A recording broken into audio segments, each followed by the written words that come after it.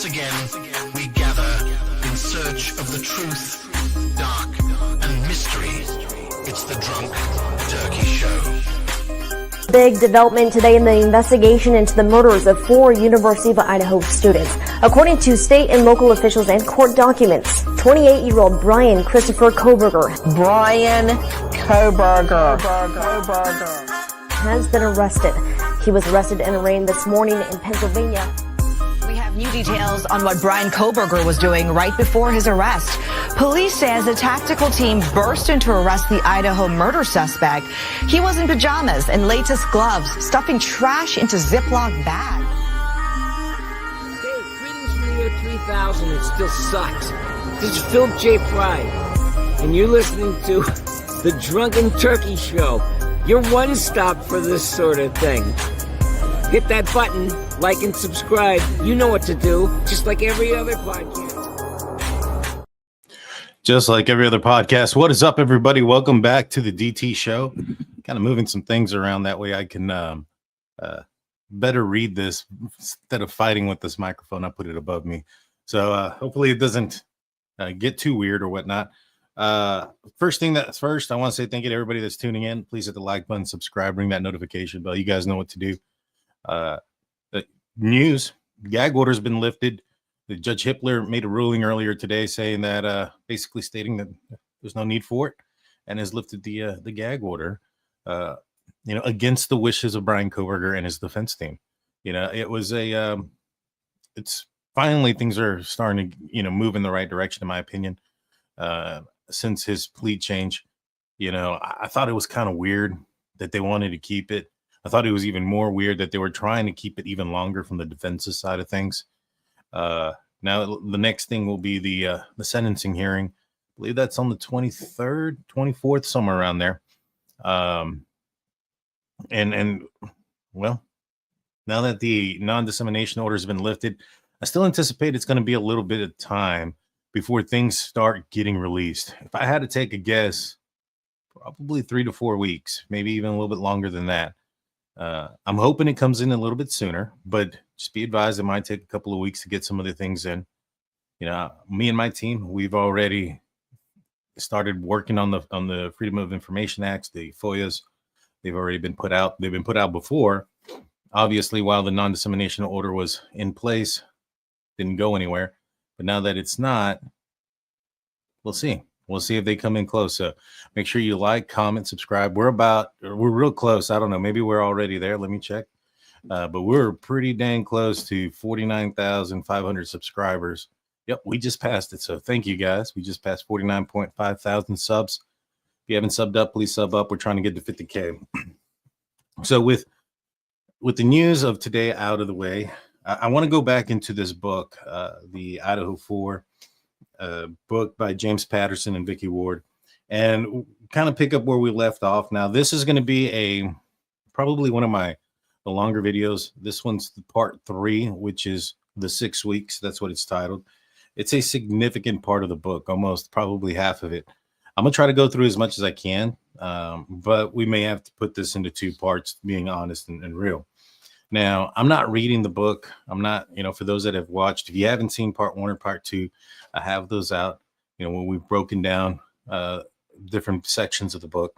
What I'm doing is I'm reading parts that we weren't sure about, things that we didn't know, some things that maybe we speculated that ended up being correct, maybe perhaps some of the things that we got wrong in this case. So it's not I'm not actually reading the book per se like that, but I am reading inserts of the book, and then I talk about it afterwards. All right, so chapter 42, this is the 6 weeks, right? So this is about the investigation. This is about the families and the victims and what they're doing throughout this time frame, the 6 weeks leading up to Bryan Kohberger's arrest. It starts off November 13th, 2022 in Moscow, Idaho. As soon as she wakes up and sees the half light shining through the slit of the window in Bethany's room, Dylan remembers him. The firefighter, the bulging blue eyes that caught hers, his thick, dark eyebrows, and the mask. Now, to me, this is not completely accurate. Just kind of correct the narrative. every document that we have written or that I've read, every document that we have seen that references Dylan Mortenson's accounts, when they asked, hey, did you see a nose? Did you see eyes? All it says is that she could tell that he was Caucasian and that he had bushy eyebrows and that it was just one eyebrow. So I just wanted to correct that aspect of it. That's it. It goes on to say there was a thud, a whimper, and Murphy began to bark and barking. Murphy never did that in the middle of the night. Obviously, this is referring to that 417, and this is basically Dylan kind of thinking about the things that had occurred. And we had already kind of talked about what it is that they were doing throughout that time frame, Dylan and Bethany, throughout the earlier portions of the book. And what we've known is that they tried to connect with Kaylee and Maddie, Xana and Ethan. They couldn't. You know, they were in and out of consciousness throughout that morning. Dylan wasn't sure. The longer and longer it took before somebody responded to her is when she kind of realized that there's a situation that's going on. And so it just kind of goes over the same stuff that we had talked about before. Now, this is from Emily Aldan's perspective. This is chapter 43, and it talks about the first sign that something was very wrong is that Xana's doors cracked open a few inches. So Xana's door was open a little bit. It goes on to say she's lying on the floor as if she's fallen backward into the room. Ethan is motionless in the bed behind her. There are rivers of blood. Now, this goes on to say that Hunter stops Emily and the others from going up and probably prevents a lot of trauma for them. And he tells them that he's going to go take their pulse. And that eventually she turns and heads back down the stairs. So they met up at the staircase. And he says he's going to go check their pulse. He takes Xana's pulse, knowing that that he won't feel a beat. He doesn't. And then Hunter goes over to the bed where his best friend Ethan is lying there facing the wall peacefully but lifelessly. Again, there's no pulse. He now walks around the room checking the closets. There's no one there. In a trance, he walks out of the bedroom, knife in hand, and stands in the living room. So this is just kind of another insight of what Hunter Johnson is doing. And this is shortly after the 911 call.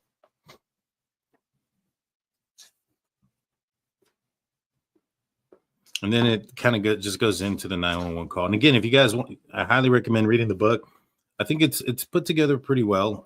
It's the insight here is they really do focus in on the victims for the most part throughout this book. There's some insight on Bryan Kohberger, but you know, for a lot of that interaction, for a lot of that, well, not interaction, but to know a lot of the behind the scenes stuff, like they go into like a cabin that the Chapins are in, and some of the things that they do while they're there. You know, it really doesn't answer like some of the questions that were surrounding the case. So although it's important for the book, what I'm trying to cover here, and also because I don't want to just read everything. I mean, I want to give you guys a reason to go buy the book too. You know, I'm just going to cover the stuff that we don't know and the stuff that was speculative that maybe became true. And again, stuff that maybe perhaps we got wrong. It says November 13th. All right, so it goes, they are still on the phone with 911 operator when the patrol car arrives. The man who goes out to the patrol car is Mitch Nunez. He's 22, same age as Hunter Johnson. Nunez joined the Moscow Police Department only a year ago. Right from the get-go, something tells him that this isn't the usual case of a student who's gotten intoxicated. Hunter Johnson doesn't let go of the knife. He takes Nunez up to Xana's room and shows him Xana and Ethan. Nunez then takes their pulse. They are dead, clearly the victims of a brutal stabbing. Nunez can see the addition to the other wounds. Xana's fingers are almost severed. It looks like she put up a fight against someone advancing into the room. So basically what that tells me is that there was some sort of confrontation. Majority of that confrontation probably came from just outside of that door. You know, and what I'm thinking happened is Xana goes up the stairs with Murphy. Bryan Kohberger is already waiting upstairs. As Xana sees the door and she says, maybe she senses something. She's like, I think someone's here. She turns around to go to Ethan. Bryan Kohberger goes behind her. Murphy runs out the door. I think she turns around before she gets to that room, and she faces Bryan Kohberger. And I think that's when Bryan Kohberger says, it's okay, I'm here to help. And then he lunges at her and she grabs the knife. And that's how this comes in, and she falls backward into the room as they describe, clutching onto or with her hands, fingers severed. It's heartbreaking. Ethan looks like as if he died while he was sleeping. He is on his side of the bed, facing the wall, stabbed in the buttocks and the neck. So this one's weird because it talks a little bit further when they talk to Miss Chapin, and Ethan's mom says that the coroner basically told her that he had only had like 2 wounds. One was just below the neck, and the other was one to the buttocks. Now, Dateline reported that there was carving, and that was the term that they used. They even went in to explain, or not to explain, but to emphasize on the fact that there was carving done. So it's kind of weird, a little bit confusing, you know what I'm saying? And so I don't know which one's real. I don't know. I do know that based on things I've seen, that the stabbing to the neck area or just below it sounds fairly accurate. It goes on to say that Nunes takes out his gun, which is weird. I don't understand why he didn't have it with him out before that. But again, this is probably just an indication of, like, you can train for a lot of things. You can be prepared and go through all the training in the world. And this is a very young guy, 22 years old. And he's taking his gun out here. You know, I'm not harping on the guy or anything like that. I'm just saying that this is evidence of a young officer, and he's probably not that experienced. And it's probably he's probably being overcome by emotions and things of that nature. And so, when people look at, like, for instance, Bryan Kohberger and say, "Oh man, he was a criminologist and he was so smart. How could he make so many dumb mistakes?" The thing is, especially if this was his first time committing a crime like this, mistakes are easy to be made. And, training goes out the window. Even if he practiced and trained and went through the motion, had the mental reps of everything he was going to do that night. Once it starts to happen, especially the first time, like, in any of these situations, first time you get in a fight, first time any of these high adrenaline situations occur, a lot of times training goes out the window. You have to be in those situations a few times before you can overcome those things. And so I'm not surprised, but it is something that stood out. The newscast, his eyes around. There's no sign of the perpetrator. Calls for backup. He takes Hunter down to the living room, and then he makes his way up to the top of the house. His body cam recording every second of his moments and the horrific visual of what he sees. Upstairs on the top floor, Nunes finds a dog, a golden doodle, in the room on the left. And then he enters the room on the right, Maddie's room, and sees 2 young women, Kaylee and Maddie, lying in Maddie's bed, also stabbed to death. Even before he takes their pulse, he knows that they are dead. Nunes hasn't seen anything as horrific as this in his short time at the Moscow Police Department. The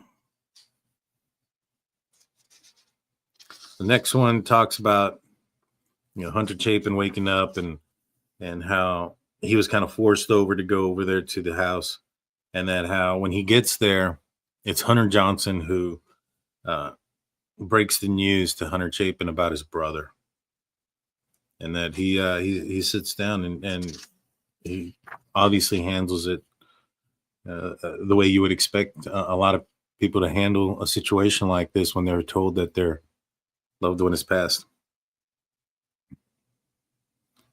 And then it goes on to say that Hunter then phones his sister, and there's no answer. And then he finally gets a hold of her and says, "Hey, you need to come out here." And kind of says that Ethan and Xana didn't wake up. What do you mean they didn't wake up? Someone drugged them, poisoned them. What doesn't make any sense. And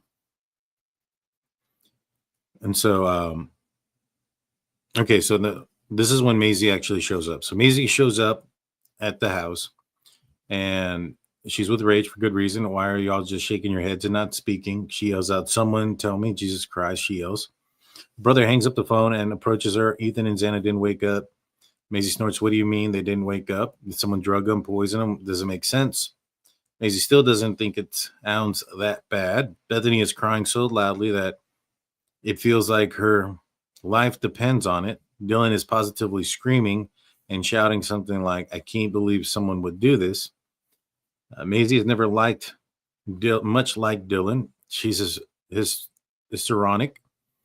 And in Maisie's view, and Maisie is irritated by it, shut the F up, Maisie says to Dylan.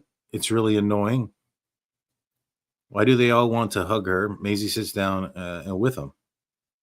And then they notice Jack DeCore, who Maisie knows is Kaylee's ex-boyfriend, is also with them. He seems confused, dazed, and when he says he's Kaylee's ex, the cops seem to want to talk to him. They stick him to the cop car, but only for a few minutes. Suddenly, it's 1:04, and all their phones begin to ping. And this is when they comes into the shelter in place, the vandal alert.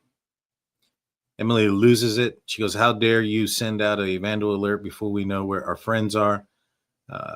The officer replies with a stony calm that he does not feel that as he delivers the grim official life-changing news, all 4 of your friends are inside the house and they are all dead.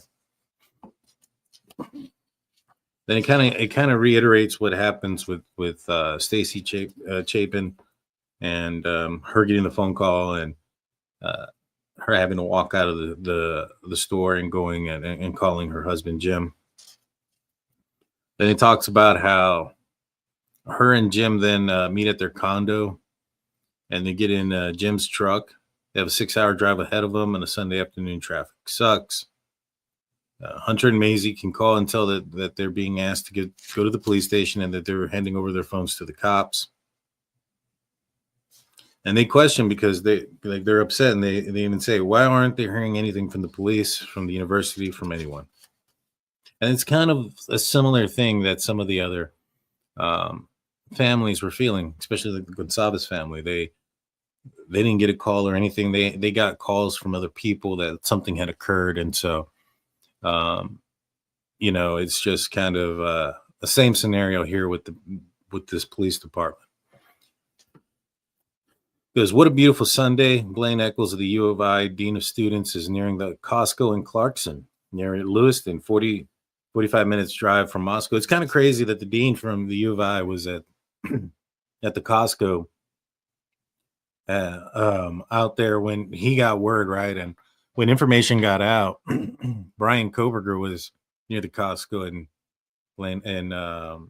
and near Lewiston and Clarkson.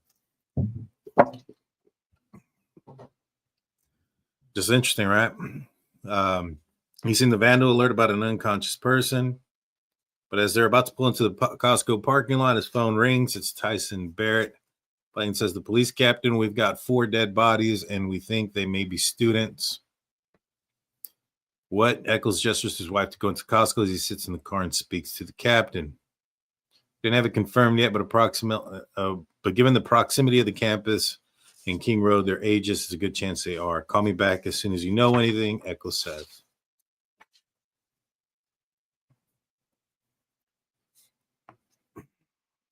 Eccles has no clue as to how the 4 students, if they indeed students, are passed. He wondered if it's drug related. More likely, he thinks they were shot. So when the bewildered, irate Stacy Chapin reaches him, he genuinely has nothing new to tell her. But I mean, and I just pointed this out to say that everybody was speculating across everywhere. A lot of people, this, like for instance, Amazon had kind of pointed out that there were certain creators that were out there who were, reporting this and that, and some of them took it too far, 100%. And some of them are still taking it too far. 100% agree, but speculating and talking about it was like something that was happening across the nation, even with those that were closely involved. You know what I'm saying? And so it's just a natural, normal thing for people to do. Now, again, I do understand some people took it way too far, and they continue to take it too far. But yeah, it is what it is. Tyson Barrett continues phoning him intermittently, and Eccles tells the captain that he will cooperate as best as he can with any investigation, but what no one in that room and university leaders considered as something that will become a problem for Chief Fry and his officers. By deciding to cancel classes, they have effectively sending home thousands of possible witnesses, key people to police to speak to. Fry later shakes his head in exasperation at this, wishing that the school had asked him first. But part of being a cop is knowing that you can only control only so much. The university is not answerable to him, and they need to make their decisions on their reasons, not his. I kind of agree with him. I think that it was a bad move to send everybody home. You may want to, try to get everybody to do something, an assembly to kind of report about what's going on and make it mandatory. That way everybody, can talk to somebody, make sure you ask everybody, hey, are you okay? Do you need a mental health provider, et cetera, right?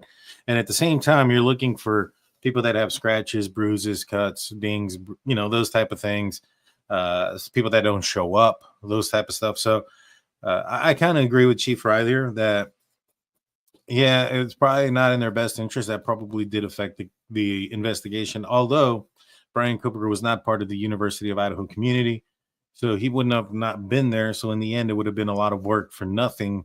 However, it is something that you probably got to keep in the back of your mind now that you're investigating this. Like, all right, they sent home a bunch of people. It's more than likely that the person that committed this crime, if they are among this group of people, are probably going to flee town too. And now they have a perfectly good reason to do so. It's because they sent them home. And so, yeah, 100%. I think that I think Chief Fry is probably correct there in this motion. So this goes on to say, Pullman, Washington, November 13th. It's lunchtime. Evan Ellis, the news director for the Pullman Radio, has just finished up in the studio. He's prepping for his Monday morning show when local photographer calls him. You're listening to the scanner, and they keep their scanner set to the police frequency. So I highlighted this because there were police scanners that were accessible to the people that were not law enforcement.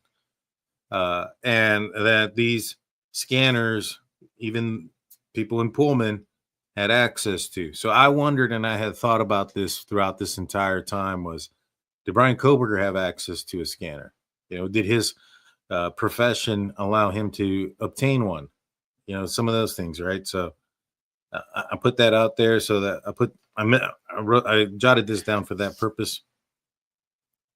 Let's see.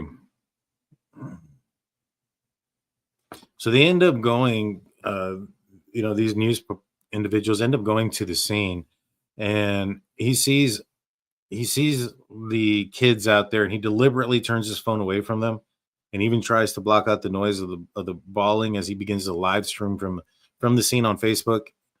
And it starts off, all right, I'm going to go here fast here. We've got a sketchy signal where I'm at, homicide investigation in Moscow. Moscow police are on the scene. University of Idaho has issued a vandal alert saying that Moscow PD has a homicide investigation here at these apartments. He stops streaming when he sees a cop come out of the 1122 King Road. He recognized the officer as Captain Tyson Barrett. Unlike the kids, Barrett is not off limits. So Barrett is happy to answer Ellis honestly when the journalist asks, is there a shooter at large? Barrett shakes his head. No threat to the public. The captain says, we're going to put that out there. So they wanted to calm the masses immediately. I mean, right away. And I'm not sure, yes, we're going to Monday morning quarterback this a lot. And I'm going to talk about some of the things that they have done and said, like, for instance, the approach they had when it came to being very strict on some of these students when it came to the alcohol stuff. It started to alleviate some of the drug or the alcohol offenses. However, what it was also doing is creating a barrier between the students and the police, and them being in fear to contact them or even speak to law enforcement many a times. And so, it's a balance. You gotta weigh that out. But some of these times it's, like I said, we're Monday morning quarterback in this. Maybe there's a better approach. I'll leave it at that. But Ellis is skeptical. Sure, he doesn't see anyone walking around looking like they want to attack anyone, but still, really, Tyson, are you sure? Barrett says he is. Ellis points at the house. So is everybody in there? This question is implicit. Is the murderer in there too? Dead. But at that, Barrett shuts down. I'm not going to say anything else. After years of dealing with these guys, Ellis knows better not to push. See, this might be the start of where, like, some of those rumors came that this was some sort of, like, murder-suicide type thing, right? And I'm saying that because he says, is everybody in there? Is the murderer there dead too? And he shuts down, says, I'm not going to say anything else. It's like a no comment, right? No comment to that is kind of like almost an affirmative, right? Not necessarily. And in this situation, it wasn't, but somebody can see it in that manner. And in my opinion, that could, Ellis here could have said, hey, this is what I said to him, to one friend. That friend tells another friend tells another. Next thing you know, there's a rumor that, they think that the person that committed the crime is in there also deceased. And now you have the only male in there is Ethan, and a lot of people pointing fingers in that direction, which we're going to find out ends up being the case in this book. Holy hell, he thinks, and he walks away and he calls Chief Fry. Chief Tyson going with no threat to the public. Are you sure? The university is saying shelter in place. Fry is quick to answer. We're going with no threat. That's what we've got right now. Hey, Ethan, Fry says, speaking to his friends, as much to a journalist, tamp this down, meaning calm it down, calm the masses. Let's not make it get anything bigger than what it has to be. And often when you do something like that, when you try to minimize things and try not to, what's the word I'm looking for? You try not to magnify things. Well, it ends up being magnified for you, especially when people start to look into things like, hey, why didn't you do this? Why didn't you do that? Their intentions may have been all in well, but it's disingenuous to try to tamp something down when it probably needed to be on high alert. And when you're disingenuous like that, then that's when the critics come out. And that's what we're going to see. Fry doesn't want the chaos on campus. The police are going to need to calm and order so that they can get to the witnesses and proceed with their investigation. He's worried that these cops, as good as they are, aren't prepared for this aspect, namely publicity. Everything about this crime, the age of the victims, the proximity of the house to the school, the fact that there being 4 of them, the fact that there were safety and the safety of their own beds, the fact that they appear to be survivors in the house, and the fact that this is Moscow, safe little Moscow. All this means that this story is going to be big. And I highlighted that because that is exactly what I have been saying for a long time as far as a possible, not necessarily motive, but I've been saying, like, hey, if you're going to want, this delusion of grandeur, and I've been saying this for a while, since probably before Bryan Kohberger was arrested, if somebody that came in here and said that, like maybe perhaps that was not necessarily that was something that they wanted this to be a huge case. So they chose victims that were young, attractive, going to school, small town, that there was a house full of them, and then you have some that survived mass victims. These are all elements to create a high-profile crime, and I've been saying it for a long time. I've been telling you guys, that's why, and you guys can go back. I've said it multiple times. This is why the amount of cars that were outside, the new Range Rover that was out there, didn't make a difference to a guy like Bryan Kohberger, because all that meant was that it was going to add to the mystery, and it was going to add to the publicity of this case. Been saying that for a while, guys.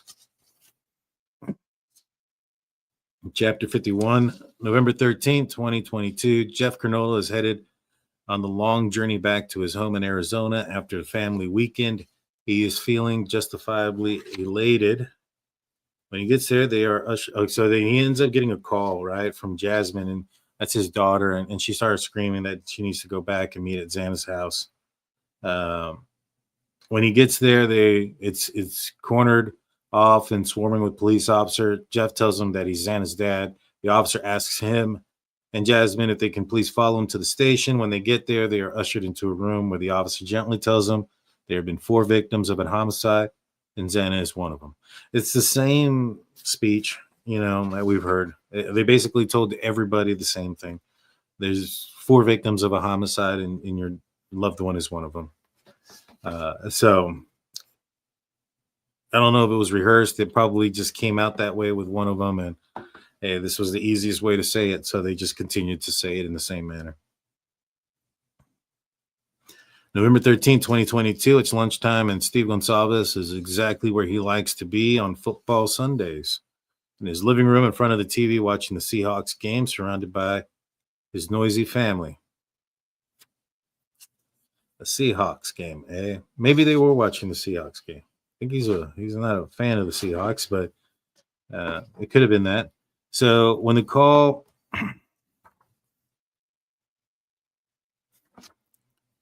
Let's see. So when they call Olivia yet again, she doesn't seem surprised to hear from them. But when Christy says, I think something's happened to Kaylee, they're not expecting Kaylee's back from Moscow till Tuesday. She had gone to show Maddie her new Range Rover and hung out with her friends. Kaylee's younger sister, Autumn, and Aubrey have been getting strange calls from Kaylee's friends about the police being at the King Road house. So this is when Christy decides to call Olivia, figuring out if it's safe for her to visit, because Steve is possibly contagious. They go in here, and this is kind of weird because apparently it says here that Steve has some sort of like syndrome, and I don't think that was anybody's business to put in there. But they go in here and put it in here, and during this process, Christy says she thinks something may have happened to Christy because of her 2 younger sisters are getting calls. The Goncalves family are flummoxed. Where are the police? Why hasn't anyone said anything to them? Olivia phones Maddie's mom, Karen Laramie, to ask if she's heard anything. Karen says she's already on her way to Moscow. She too received alarming messages, but nothing from the police. Karen doesn't get to the King Road house. The police reach her when she's almost to Moscow and tell her to go to the police station. It's another few hours between 4 and 5 p.m. before the police show up at their doorstep, and this is the Goncalves family, to deliver the shocking news that Kaylee is passed, and so are Maddie and 2 others. When Steve and Christy ask how and why, the officers have no answer. When Christy tells the news, Olivia goes numb, and then she takes control of things. She doesn't want to fly because she doesn't want to be trapped with strangers in an airport. She wants to work while Robbie drives. She wants to talk to whoever Kaylee talked to in her last hours. In the passenger seat, she goes into detective mode. Kaylee is on her mother's cell phone plan, and Olivia knows how to pull her sister's phone log online to see who Kaylee called and who called Kaylee. She phones the people from her sister's phone and follows every lead she can find. Kaylee was at the corner club just after 1. Kaylee called a rideshare driver from the grub truck at 1:50 and got into a car ride with a friend. Olivia knows this because she reached to the rideshare driver via text. Now, the crazy thing is, they got all this done before police ever had any idea of any of this happening. Olivia was on it. She was doing amazing. She knows the friend that Maddie was Maddie because she was told by the driver that the grub truck that had a camera on the roof and was live streaming, and she pulled the video on Twitch and saw Maddie and Kaylee waiting in line. She knows the 2 arrived home safely at 1:57 a.m. because they tracked down a neighbor's Ring camera footage. And then she knows that Kaylee's last call that night was to Jack. Olivia tells her parents she's certain Kaylee's murderer wasn't someone known to her. And she got everything right. She got everything right. And the last thing this says is that Steve will not let the Goncalves women down. Chapter 53. This is the worst crime scene yet. Latah County Prosecutor Bill Thompson pulls up close to the King Road house, makes his way towards the police tape. Thompson has led the county prosecutor office for 3 decades. The previous week was his 30-year anniversary. Some anniversary gift. 4 students stabbed to death in their beds. Interesting. The officers are differential, making way for him, trying to be helpful. They revere Thompson. You know, I know, I don't know, maybe I'm just being weird about it, but like earlier they said, hey, they're going to take a stab at something. You can stargaze from the back sliding glass door. You know, the entry point where Bryan Kohberger made in his excuse that night was stargazing. So you apply those 2 things. You know, when Bryan Kohberger was stealing from his his friend in the woods. His text message to his friend was, "I revere your father." And now they're talking about using the same terminology here about Thompson. They revere him. It's interesting. He might look like Santa Claus, but appearances can be deceiving. Thompson is the epitome of the adage, iron fist, velvet glove. Whatever. Thompson makes his way up to the main level where he sees Xana and Ethan, and then the upper level where he sees Maddie and Kaylee. He also sees a knife sheath beside the bed, that Corporal Payne said and others had noticed earlier. There's going to be a crucial piece of evidence. If there's DNA on it, whoever did this made a mistake. 100%. That's 100% accurate. That was the biggest piece, right, of evidence in this entire case, was that knife sheath. You know, I've asked and I wondered, you know, would Bryan Kohberger have gotten arrested without it? I strongly suspect he would have. I felt that somebody was contacting the FBI at a certain point to inform them of their suspicions of Bryan Kohberger. I think that person, my opinion, my speculation, is Melissa Kohberger, Bryan Kohberger's sister. So I think and assume that if that call was going to be made, and let's just say at the latest Christmas time, then, I mean, that's still fairly short of the murders, right? Like you're looking at what? I mean, it's still within 7 weeks of the murders. So a lot of the information still would have been there. You know, the phone information, the camera stuff from Pullman, all those things would have still been available. His Reddit survey, his essay that he wrote when he wanted to be a Pullman police officer. All those things would have still been available. The fact that his phone was turned off during that time, suspiciously during the night. The fact that he had a vehicle that didn't have a front license plate during the time of the murders, and shortly afterwards he ended up switching it over to Washington. All those things would have existed. The stuff that he was going through at WSU, his firing, that would have existed. His past still would have existed. You know, his phone records still would have existed. You know, his financial records still would have existed. So yes, it would have been a huge part of the case, but I still believe they would have caught him. Then this goes into the IGG. It's a game-changing scientific development. Leaving the knife sheath might be the murder's only mistake.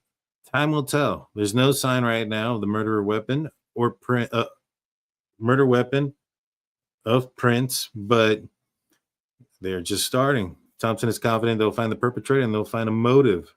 What he doesn't know is how long it'll be. And that's interesting because, unfortunately, it seems like we may never know what the motive is. It's pretty crazy. Hey, Dr. Vona, and I got Wasi Obsession and Kelly in here. What's going on, guys? Sorry, I'm not kept my eye on the live chat, guys. I've been concentrating on this, but if you guys have questions at the end, you know I always answer them. This goes on to say, so no one has worked closely with Bill Thompson, and that includes all 36 members of Moscow PD, consider him soft. True, he votes Democrat, which makes him unusual in a Republican state.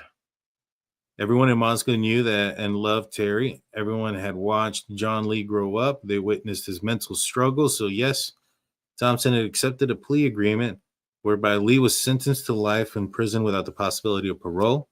You could argue that that was soft, or you could argue that was pragmatic. No one believed John was in his right mind when he was sent on his killing spree. But this case, 4 bodies, a student house, stab wounds, rivers of blood, murders committed in the middle of the night in a densely populated area with 2 survivors who, for whatever reason, waited 8 hours to call 911.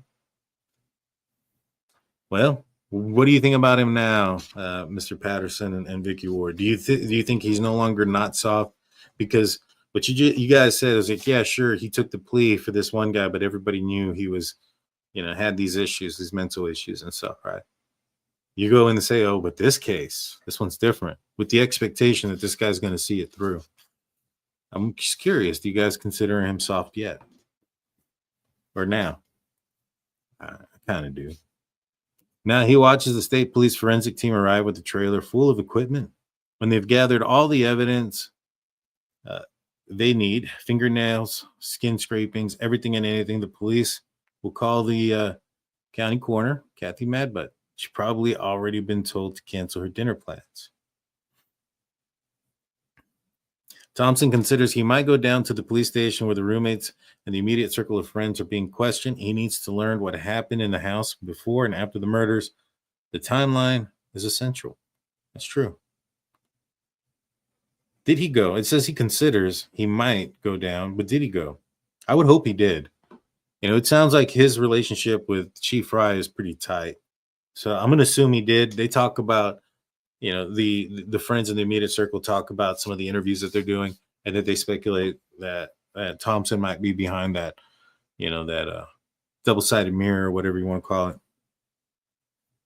He wants to ensure that whatever he learns is kept a secret. Leaks can kill the investigations. They can literally obstruct justice. He never talks publicly about a case until the very end, until sentencing. And even at that, it's brief. So, you know, this is kind of, and this is going to be a consistent theme. They want to keep things quiet. They don't want anything getting out to the media. You know, and that's the way they want to work their case. That's the way they want to work their case. It is what it is, right? So this continues to go on. November 13, 2022, 1122 King Road, Moscow, Idaho. It's cold. Captain Barron gently asked them to go to the police station for interview. Okay, so it's cold. Even with a blanket, Ava is placed over her shoulders. Emily is cold. She's in shorts. So are Dylan and Bethany. None of them are wearing shoes. They've been sitting around there for hours, crying, freezing, numb. Captain Barrett gently asked them to go to the police station for interviews. When they get to the station, it feels like as if the officer on duty isn't sure what to do. None of them, not even the police, are ready for the tornado like this. The friends sit together, mostly in silence. Emily peers downstairs at one point. With a pang, she sees Jeff and Xana Kernodle being led into a room on the first floor. The news of what's happened has likely reached the nearest and dearest before they can get to them, thanks to social media. So she phones her mom, Karen. Mom, I'm at the police station. I'm safe. I don't really want to talk about it, but I'm not going to have my phone for a while. All you need to know is that they're just all gone, and we can talk about it later. One by one, the friends are peeled off and taken into interview rooms. They don't know if the prosecutor, Bill Thompson, is there or not. They later wonder he might have been. He's going to need the answers to the questions that are being asked. Like why the police want to know where Emily Hunter, why? So this is interesting. So why police want to know where Emily Hunter, Josie, and Lyndon awake so late in the night before. Oh, where are they? That doesn't make sense. I think they meant why. They want to know why Emily Hunter, Josie, and Lyndon awake so late the night before. Why would Emily have texted Xana at that hour? Who exactly did Dylan see? Why did she think it was a firefighter? Did he see her when she saw him? Was he in the house already when everyone got home? Why does she think the masked man in black walked away from her? Thank God Emily thinks the man in the black did walk away from her. So this kind of tells me who the source for all this is. Emily, if you haven't been able to tell, it seems like she spoke with Dylan and Bethany and probably had a lot of the information. So I wouldn't be surprised if that's the source for most of the information from like Dylan and Bethany. I don't think Dylan and Bethany were ever interviewed for this.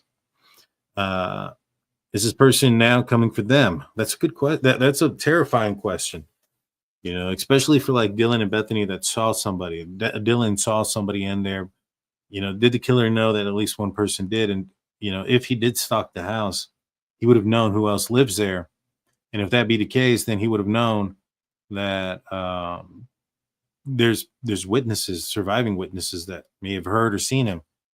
And, you know, sometimes it wouldn't be out of the question to believe that if a witness saw something that they may be the next target. After their interviews, the friends determine they're not going to separate. No one wants to go home. For Bethany and Dylan, that's not even possible. They swear to look out for another, to protect another at all costs, or protect their friends. It's the only positive step they can take when everything else has gone severely backward. Next page goes, or next chapter goes into Daniel Ramirez, a journalist for the Argonaut, is getting coffee at a drive-through with the editor when their phones pinged simultaneously with a vandal alert warning about the shelter in place. The editor and Daniel head to the Argonaut newsroom on the top floor of the Bruce M. Pittman Center to see what they can learn online. Students are conversing on the college chat app Yik Yak, a kind of anonymous closed version of Twitter. There's a huge confusion because at 3 p.m., another vandal alert is posted. This one is saying that there is no threat to the community. Conspiracy theories are already flying on Yik Yak, which is interesting because we know Bryan Kohberger was on Yik Yak, right? I wonder how much of the conversation he was involved in on this Yik Yak stuff. So too are the names Xana, Ethan, Maddie, Kaylee, but not in such a way that Daniel and the editor feel are reportable. On Yik Yak, the consensus seemed to be that 1122 is a party house, so that a lot of students are suggesting that fentanyl must have been involved, maybe even posted the homicide had something to do with Emma Bailey, who was seen at the Whites in the apartment building to the house the weekend before. So people were wondering, and I'll be honest with you, I strongly doubt this. That shortly after the murders on Yik Yak, people were questioning if Emma Bailey had something to do with this in that community around that time. It says here, the following spring, Emma Bailey was charged with the delivery of a controlled substance in connection with the death of another U of I student. Prosecutors will dismiss this case. Now, I think what they're trying to do, and this might be just an efforts for like drama, is bring up what happens later and try to circle it into what's happening in that moment. But I strongly doubt that people are going to be like, oh, Emma, just that quick. I mean, I could be wrong. But, to say, hey, Emma Bailey was in the apartment complex last week, next door, that means these folks had something like that. I wouldn't be surprised if they thought maybe perhaps there was some sort of drug overdose or something of that nature. I don't doubt that. But to throw in Emma Bailey that early into this, I strongly doubt. That's just my opinion. I just strongly doubt that was the case. Could she have been at the King Road house last night? I don't know. Does anybody remember that kind of reporting that early about Emma Bailey? It's just crazy. Daniel, the editor, wait to publish anything until they get confirmation from the police. And they know that might be a while because they're waiting on confirmation on other things still. Yik Yak, meanwhile, is exploding with all sorts of speculative stories. One is the group of men dressed in black entered the house. Another is that they were killed by members of the Colombian drug cartel who had known Xana's mother in prison and wanted payback. So day one of this of this happening, according to this book, people are already were aware of Xana's mom and that she had some drug issues.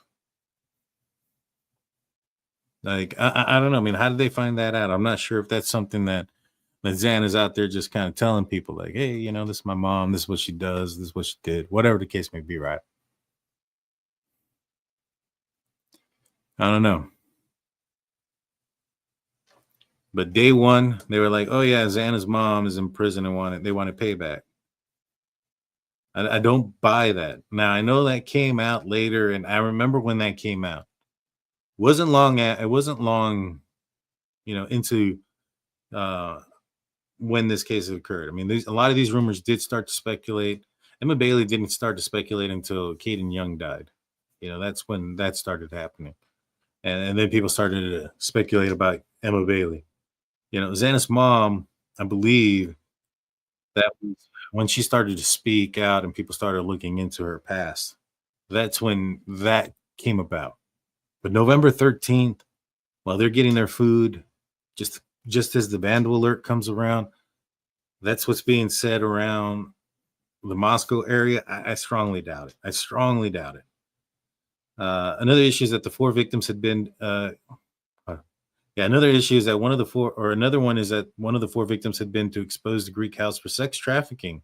The idea being that the new sorority members were coerced into dating fraternity members. Yet another is that they killed over to cover up some kind of hazing sexual assault. Another's about a love triangle involving Ethan, Xana, and either Maddie and Kaylee. Kind of like what I mentioned earlier when that was being spoken about. That evening, Daniel sees a PBS appears to have a lead no one else does.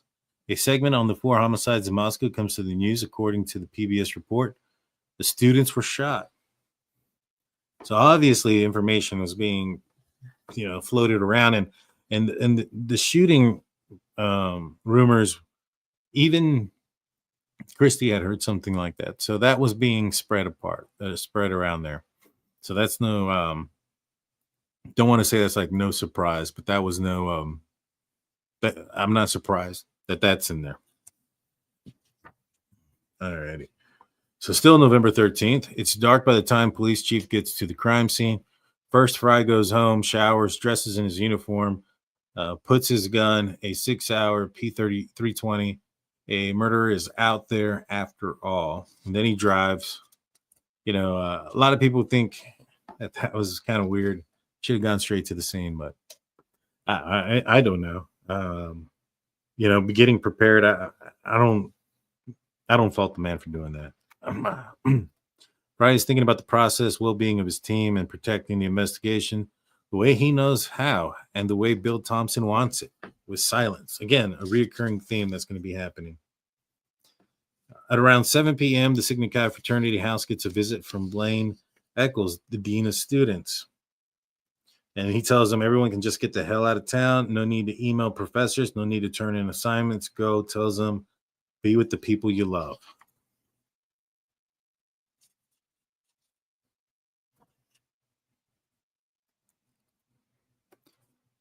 And this next chapter goes on and says, there's nothing new for the Chapins to do except to go home and wait. But they aren't going to drive back home tonight. And Jim has already been at the wheel for almost 20 hours straight. So the family heads to the Best Western Hotel where the university has booked a block of rooms. In the lobby. They encounter Emily, Hunter Johnson, Dylan, Bethany, Josie, Lyndon, and Ava all huddled together, exhausted. Stacy hugs them all, noticing immediately that Hunter Johnson and Emily are clearly in shock.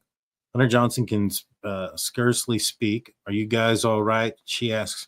Knowing they are not, she asks if they can bring them food, water, blankets. She knows Emily and Hunter Johnson well, and in the absence of their own parents, she steps in. Her years as a school principal have taught her a thing or two about mental health. In Emily's hotel room, the friends huddle together. Bethany is withdrawn and quiet, but the rest of them take turns talking.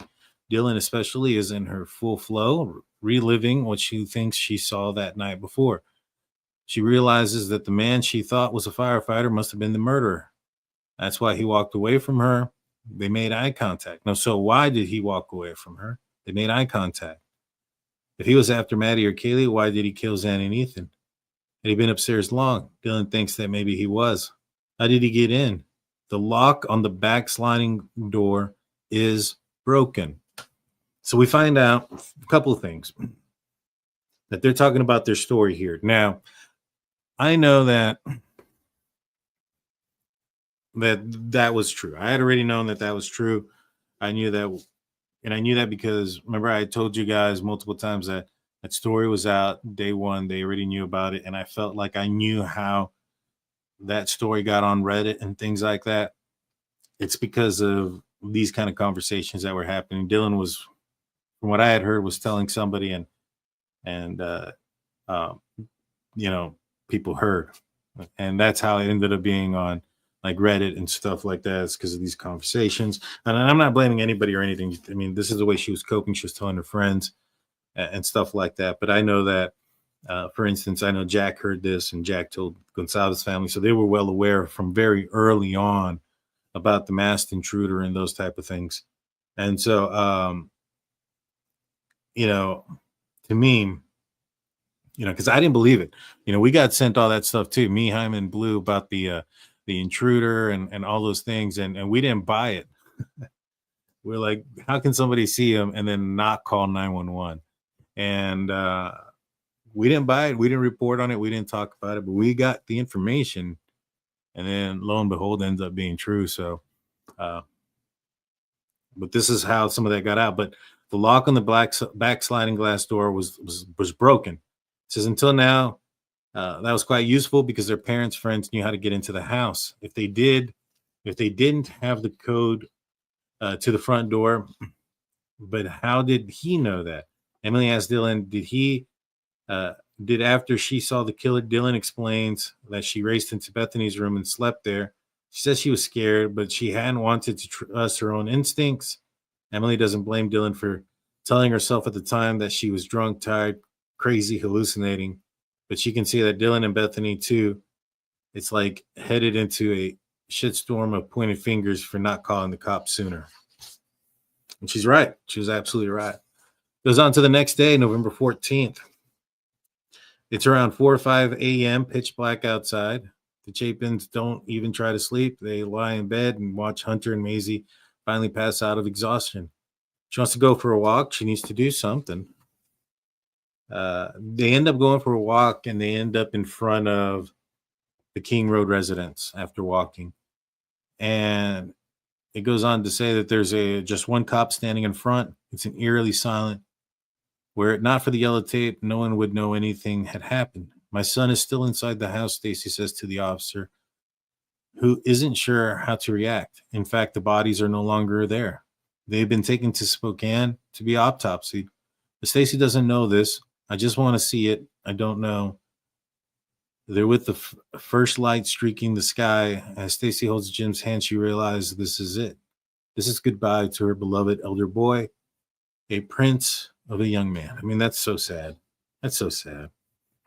I couldn't imagine. I could not. That's just so sad. I feel for all the families. November 14th, it's completely dark when Jack Decor arrives at the Goncalves Ranch house at around 9 p.m. Jack knocks on the door crying when Steve opens it. Jack, I got to ask you to roll up your sleeves. I hate to do this, but I got to do it. Kid shows him his arms, wrists, and hands. Nothing, no scratches, nothing that would indicate the 24 hours earlier he was wielding a huge knife that killed Kaylee. They hug. Jack walks through the family through everything he knows at that point. He shows him his phone and the missed phone calls in the early hours of Sunday morning. And like I said, everything he knows, he overheard Dylan talking about the masked man and stuff. And so this is everything he knows. That's what that part of the story is. He thinks he might burst. He was asleep. If he only woke up, if he'd only answer, Kaylee and Maddie might still be. He breaks down. Steve tells him not to go there.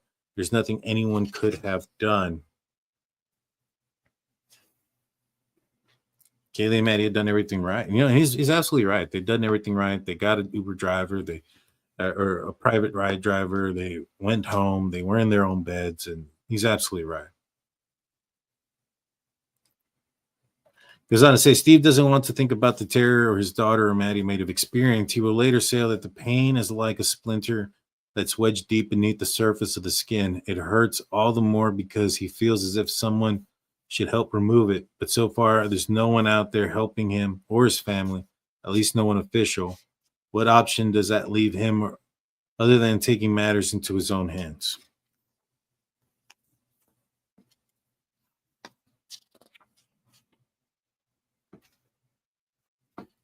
So the next chapter talks about how classes were canceled for a whole week.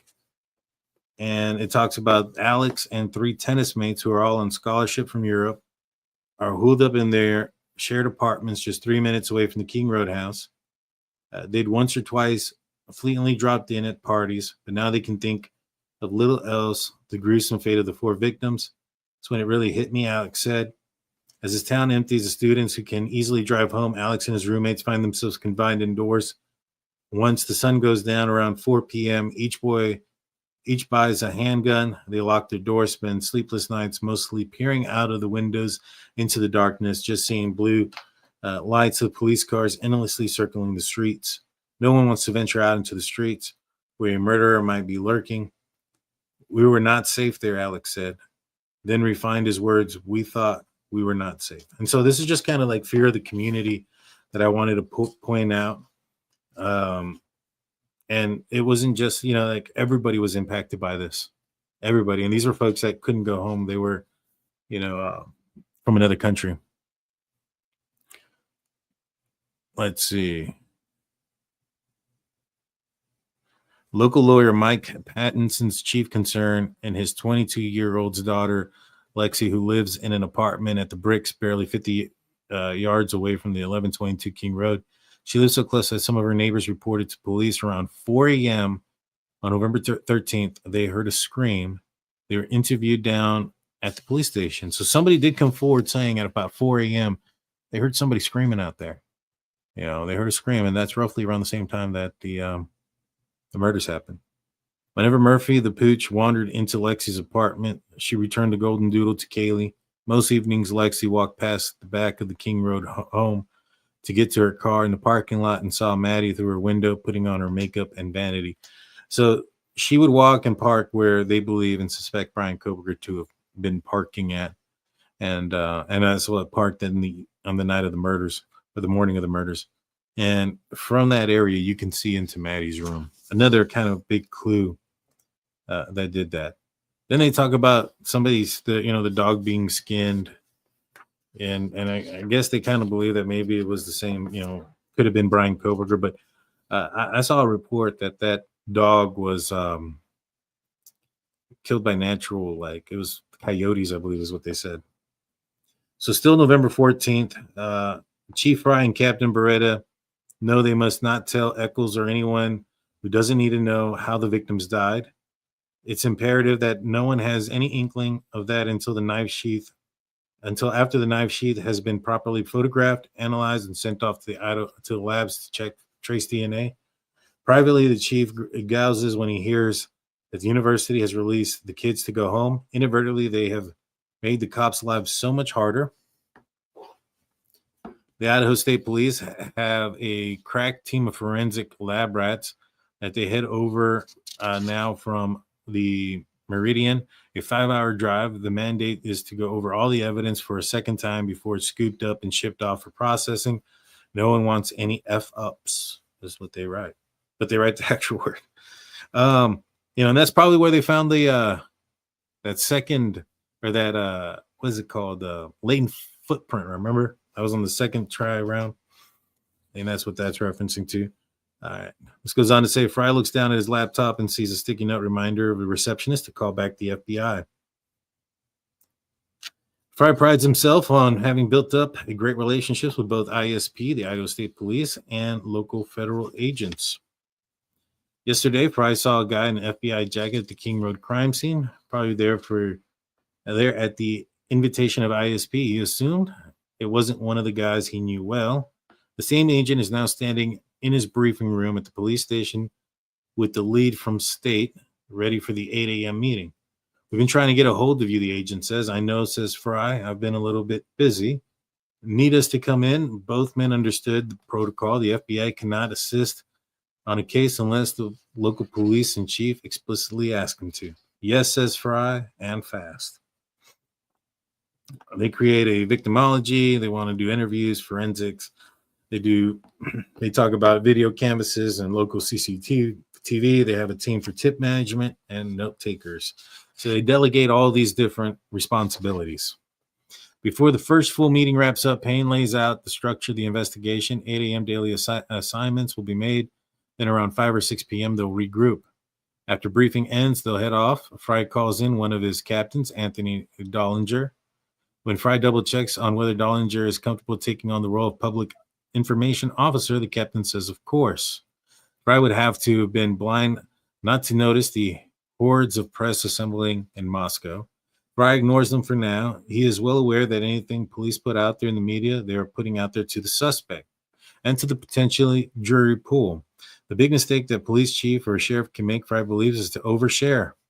In 2017, and this is interesting because he kind of questions another police department's strategies. In 2017, the state police superintendent spoke during his press conference directly to whoever killed 2 teenage girls in Delphi, Indiana. Fry found this tactic inappropriate and possibly damaging to the case and vows to do things differently. Interesting. The mayor doesn't doubt that the chief and the county prosecutor will bring whoever did this to justice. He knows how good they are at their jobs, but right now Moscow has a public perception problem and a safety problem. And this is when they start talking back and forth saying, hey, you need to say something. You need to do something. And the mayor was calling the prosecutor and calling chief Bill Thompson. And it goes on here to say, but Bill Thompson and Chief Fry won't budge. Thompson won't even warns, don't say anything, Art. You'll misspeak. You'll mess everything up.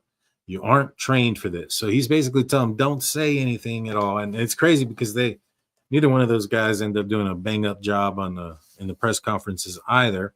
I don't think they do a bad job, but they talk about it in the book as well, how Fry kind of stumbles through his first one, and he even had to go and hire some like influencer type of dude to,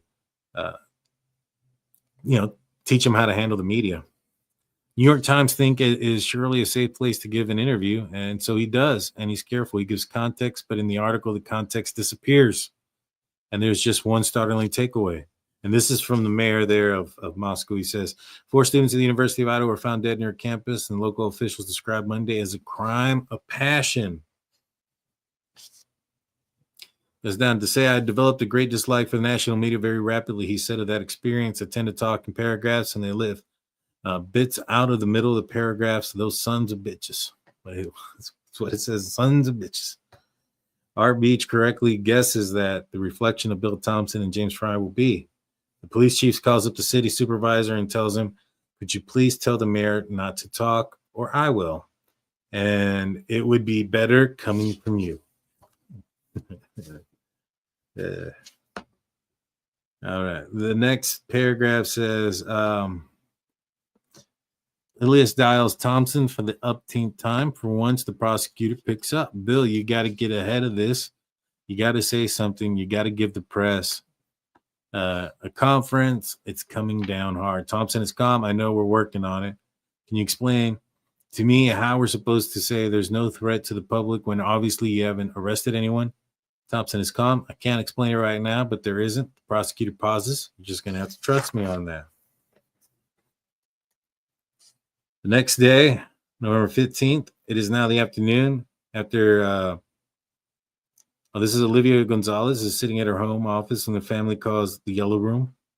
And it's now the afternoon. And she had just got to her parents' house 2 days after the police knocked on their front door, delivered the chilling news of Kaylee's murder. Jack DeCore is sitting with her parents, clearly still in shock. Her parents still don't have contact with the Moscow Police Department, so around noon, Olivia got a hold of a detective, Lawrence Maury. He asked her to put all of her findings from Kaylee's log into a secure electronic file and send it over, which she did. Olivia expected the police to take little time to verify it all, but she can't understand why it's now hours later, and not only is the police saying nothing about the information she gave them, but they are still putting out the wrong time that Kaylee and Maddie returned to the King Road house.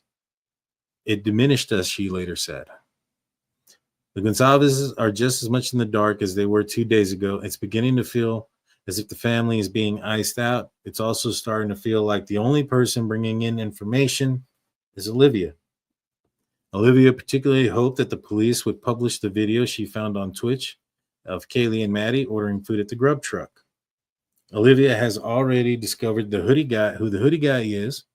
He called Jack Showalter, and he is in the same fraternity as Jack DeCore. And then she questions again, why isn't the video up on the Moscow Police Facebook page yet? And then it takes a while for her to learn, but the mayor of Moscow gives an interview calling what happened a crime of passion. For Olivia, this is the tipping point. It presents a completely misleading picture of Kaylee and her friends. So she starts talking to the press. I can understand why. I mean, they were getting so many things wrong, and they weren't fixing things. They weren't fixing the timeline. They weren't fixing these things. They were asking for help from the public with any information that they possibly could have.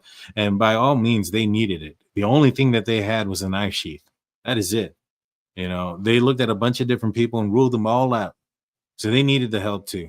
You know, as much as they want to deny it or whatever the case may be. Had that knife sheath DNA, if they could not have found that IgG connection, if they didn't do that backdoor thing, they could have gotten themselves in some trouble there. All right, let's see. All right, so this is the next day,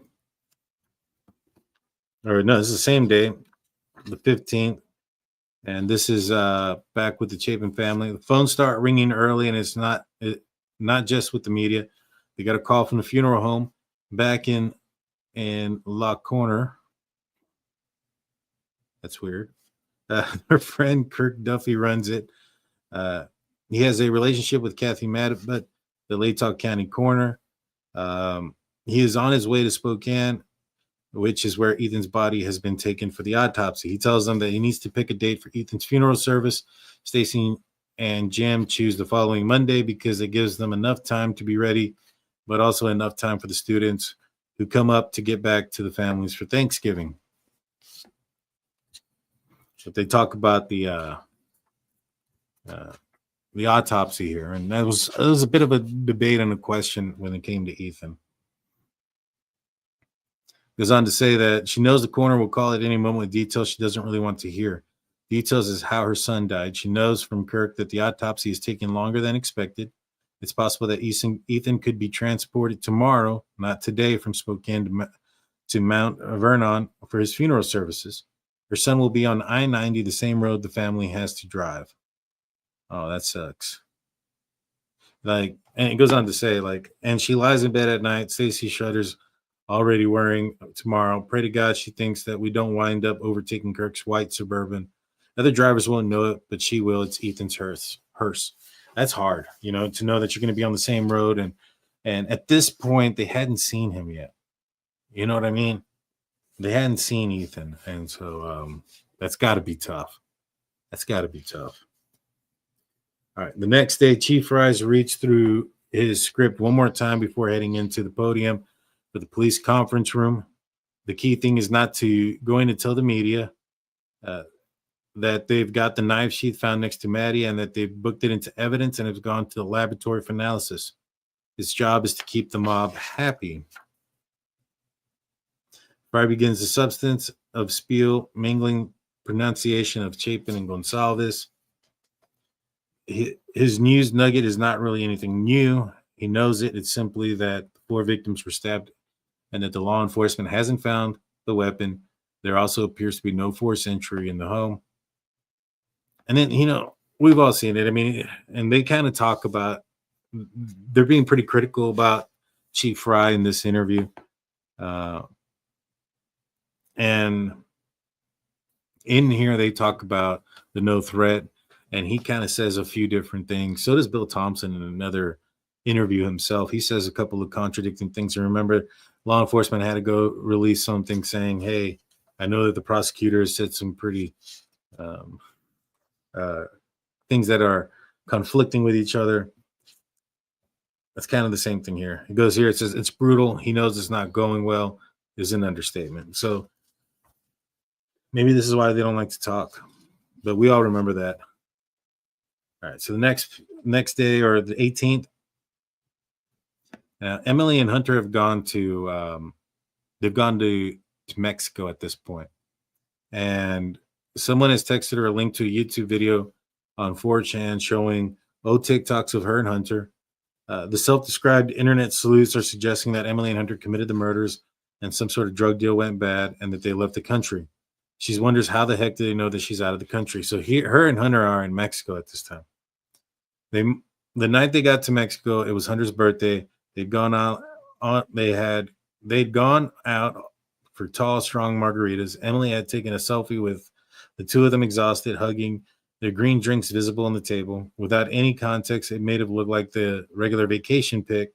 She posted it on Snapchat because she wanted Hunter to feel appreciated. It backfired. There's speculation about Emily and Hunter, Dylan, Bethany, Jack DeCore, and Jack Schreiger, Maddie's boyfriend. And after they released the Grub Truck video, the speculation about the young men in the hooded sweatshirt who appear to follow Maddie and Kaylee in their rideshare. Hoodie guy is Jack Showalter. Emily learns this, and that he's a dealt whom the older Pi-Fis know. Even Emily finds herself sucked into the grim guessing game about which one of them might be the murderer. She goes through the list. hoodie guy, Jack Showalter. Emily is hesitant to write him off because she really doesn't know him. And some of the other older Pi Phis have said that occasionally when drunk, he can become belligerent. And so this is probably where some of the other rumors about that, because that's something that I have heard. I had heard that he had a problem when he was drinking. And so, those rumors came from somewhere. It sounds like they came from that area. I mean, the Pi Phi group who were saying that. Let's see. There were posts everywhere, old footage of Hunter wearing zip ties answering the door on 1122 King Road when police have been called out for a noise complaint. Emily rolls her eyes at this. Oh, because it raises the questions online as to whether he was into bondage. Emily rolls her eyes. Hunter answered the door to the cops at 1122 King Road because they were in the middle of a game of champagne and shackles. And Hunter and Kaylee were the only members of the group that were legal drinking age. Exactly what I had said back when that came out. I said, hey, the reason they're probably coming out together is because they're the only ones that are old enough to drink. I've said that for a while. And he goes on to say that Xana's dad never put a lock on the door of the King Road house. So that was also a lie. That was not true. There was never a lock fix. Hunter's mom, Jessica, phones Chief Fry. Please, she says, can you do something to stop this? Can you say publicly that there aren't suspects? The next day, Fry gives a press conference to state that the surviving roommates and all the people at the house that morning, the rideshare driver and the man in the hooded sweatshirt seen outside the food truck, are not being treated as suspects. For 24 hours, there's a reprieve online, but then it explodes again, even worse than before. Emily and Karen think it's partially because the Goncalves family sat for a TV interview in which Christy said that the police might have cleared people too quickly, and Steve appeared to agree. Okay. Karen and Emily understand that Steve and Christy want to find their murderer, but they wish they hadn't been so articulated. It's the first time that the families affected most by the murders disagree as to what the right plan of action is to bring whoever did this to justice. It won't be the last. So basically blaming the Goncalves family for allowing some of the rumors to come back. All right. November 18th, Chief Fry is looking at the TV in bewilderment. He's watching the Moscow's Corner, Kathy Madbutt, appearing via Zoom on yet another news program to discuss the autopsy findings. Fry said later that this was the moment he realized how truly big this story was. He goes on to say, quote, Kathy Madbutt saying, most of them had just had one wound that was the lethal wound. She tells News Nation's Ashley Banfield adding that in each case, the lethal cut was to the chest area or above. It was a pretty large knife. It was also really hard to call them puncture wounds. It was stabbing. It has to be somebody who was pretty angry to stab 4 people to death. What Madbutt doesn't say on TV, but does say in private, which perhaps explains why she felt moved to speak out, is that in all her years on the job, the scene she found when she got to the King Road house was right up there amongst the worst. She doesn't say on the air that Ethan was stabbed once in the buttocks and once in the carotid artery, but that's what she tells Stacy. So he just says once, right? Or 2 stabbings, once in the neck, once in the carotid artery, and once in the buttocks. Dateline says he was carved. There's been rumors that it was the hamstrings. Now we find out this was the buttocks. Wonder what that means. I might have to get Dr. Vona back on here to explain what she thinks that could mean. Kathy doesn't tell reporters that Xana's fingers were almost severed, a sign that she fought back hard, dropping to the floor. But that's what she tells Jeffrey Kernodle. She doesn't tell anyone that Kaylee's wound suggests that she woke up and struggled. That's what she tells Olivia Goncalves on the phone. Kathy Madbutt reports of a frenzied stabbing trouble many locals too. That this is a hunting community. Most people have large knives. A few days into his planning, let's see. This is Blaine Eccles again. The U of I dean few days into his planning, he asked the Moscow police captain, Roger Lanier, how he's doing. Lanier answers, each morning I wake up excited, and each afternoon I go home dejected because it doesn't feel like we're getting anywhere. November 20th, it's been nearly a week since the murders, and the chief has received maybe 500 emails from strangers about the case, some good, some bad, some very bad.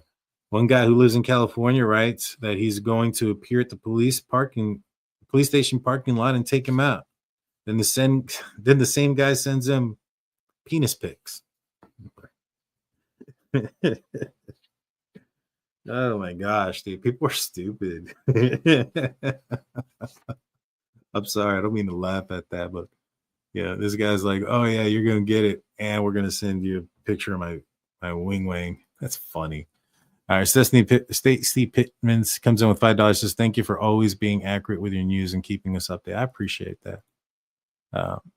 Yes, can't see. Lisa comes in saying, yes, thank you, Daniel, for keeping it real and putting the victims and families first. I appreciate that, guys. Thank you so much. Another guy had basically emailed Fry from Florida and said that this was going to be the next John Benet Ramsey case, and he wasn't going to figure it out. Goes on to say investigators are spending a lot of time looking at video from CCTV cameras positioned around 1122 King Road. Footage from a local gas station shows a white car leaving the area at the right time frame, but the face of the driver isn't clear, neither is the model of the car, which seems to not be displaying a front license plate. At first, the investigators believe it's a Nissan Sentra. Something I said a while ago, 2019, Nissan Sentra is what they thought it was, to be exact. Fry wants to go to get whoever did this to the 4 victims' family, but all the garbage out there in the press is not helping. He can see that on TV that the Goncalveses are using the media to flush out anything they can. Christie is on NBC begging whoever did this to come forward. She says openly that she's frustrated with the little news that they are getting from the cops. That's because on their nightly calls with Tyson Barrett, it's got nothing new to report. And because Olivia will later put it, we had no one to help us not put our foot in our mouth. And so they're talking about some of these. He's talking about trying to stop these rumors and stuff, and they kind of just put the blame again on the Goncalves family. And they use the term Christie's begging for whoever did this to come forward. And then they take something that maybe perhaps they may have said in some other form or fashion and say that nobody told us or no one would help us not put our foot in our mouth. I wonder, they talk about context and things. I wonder what the context of that statement was before they put it in this paragraph of sentencing. I don't understand why they have to do it. To me, when I read this, and this isn't the only part, there's more. It just kind of felt like they were the writers, and I'm not talking about, I know the Chapins and Mogens helped out and attributed in this book. I don't think they had anything to do with all this stuff about the Goncalves family. They talk about their political views and COVID. They talk about, them talking too much. I don't know. I don't like it. It seems weird. I don't like it. Maybe I'm taking it the wrong way. But, I do know that the Goncalves family was asked to participate in this book, and they turned them down. I don't know. Maybe that's why some of this is coming out this way. I don't know. Maddie's mom and stepfather Karen and Scott Laramie are quiet, shell-shocked, and they let the Goncalves family talk for them. Maddie's dad, Ben Mogen, also stays out of the fray. The Kernodles stay quiet as well. It's possible that they don't want anyone focusing in on them right now. On November 19th, Coutani police arrested Xana's mom, Kara Northington, on 2 charges of drug possession. She'd been clean working as a waitress, but relapsed following Xana's death. Stacy Chapin heard about this with certain amount of shock as well as sympathy for Jeff and Jasmine. Stacy didn't know Xana's mom had been in and out of jail her whole life. Ethan never told her.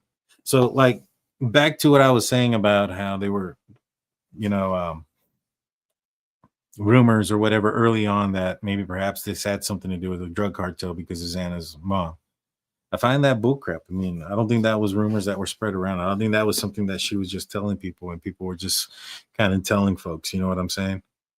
I don't know.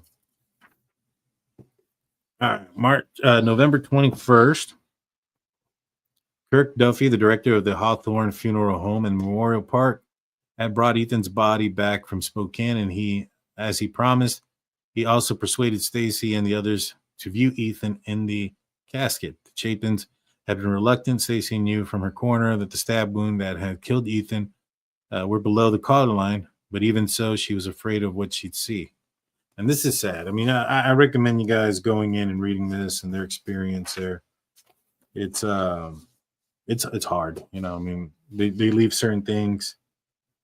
You know, I think the polo shirt and some other stuff. Hunter Chapin tells her mom about the mustache that he had and stuff like that. Then they decide that they want to speak. They mean the Chapin. Stacy speaks. They want to set the record straight. There's a lot of rumors and stuff like that are going on. They want to debunk. And this is what she says. She goes, we want to speak about what has happened to our son, not about the investigation, but we want you to know about a couple of things that make us feel about what had happened that day, she says. There was no drugs involved. The autopsy cleared that. There was no love, weird love triangles. Ethan Chapin was where he wanted to be. She continues, he had a wonderful day, and in the end, he was staying at his girlfriend's house. I mean, what a great thing, right? So, I mean, that's supposed to make you feel better. I mean, none of us could have changed the outcome of that day.